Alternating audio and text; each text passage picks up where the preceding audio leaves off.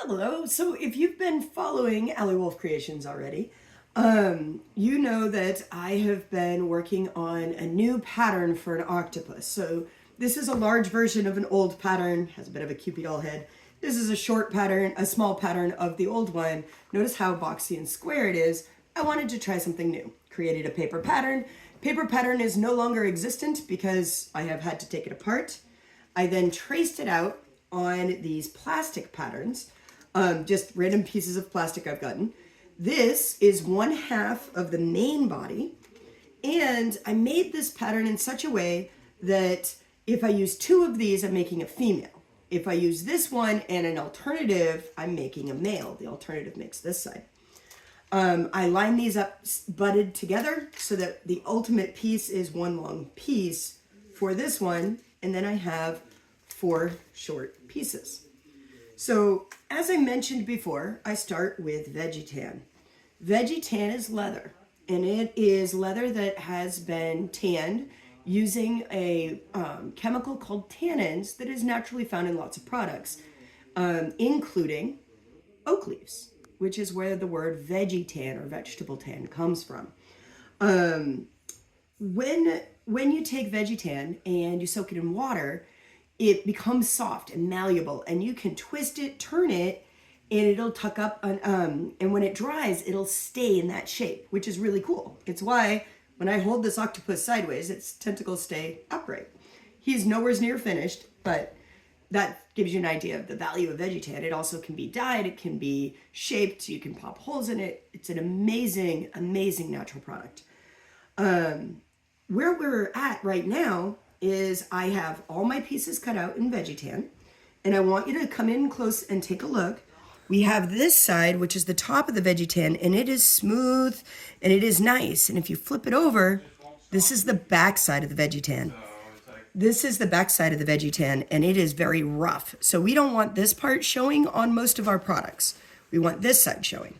But now we're at a new stage in our process. We need to make it so that when I hook these pieces together, because I sew them together like I do here, we want them to be able to kind of butt up against each other. See how nicely this butts up as compared to this one that's kind of popping at the edges. That was a design choice. I have a tendency to prefer this, but in order for this smooth section to happen, I need to take and I need to bevel this inner edge. So the back side of the Vegetan, I need to bevel this edge. So I'm going to use an edge beveler. This is an edge beveler. This is a number 3. This is a number 4. As the number gets bigger, the width of the bevel is larger. And you're going to use a hard surface. So I've got a piece of countertop here. And you're going to take and lay it down on the edging like this, right at the angle that you want, and you're going to push it across.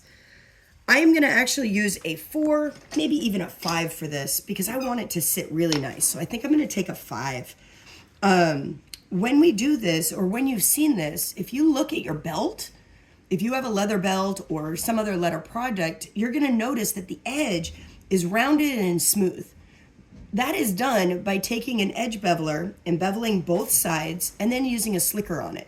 I don't slicker where I sew. I will slicker down the tentacle later. So let me show you. I have 2 marks on the top of my leather. That tells me where I'm going to sew. And because that tells me where I'm going to sew, it also tells me where I need to bevel on the inside. So take a look. You want comfortably strong, you want it to stay in nice contact, but if you push too hard, what will happen to your leather is it'll get jammed. So you want to go a little smooth. It's easier to bevel the top than it is to bevel the bottom, but that's the way it is. You're going to push on your strong hand. I have to go a little slow. Your goal is 1 long strip, and I'm not the greatest. That's okay. I'll get better as time goes on. It's only been a couple years. And that's a beveled piece. So now I'm going to bevel its matching piece. Notice that the smooth end is both sides. These two are eventually going to go together like this to form part of my head. Oops. So I'm going to go through and I'm going to bevel, except honestly, guys, I already did it. I did it before this video. So now I've got both sides done. So they're gonna match and they're gonna go together like this. My next stage is gonna be lacing.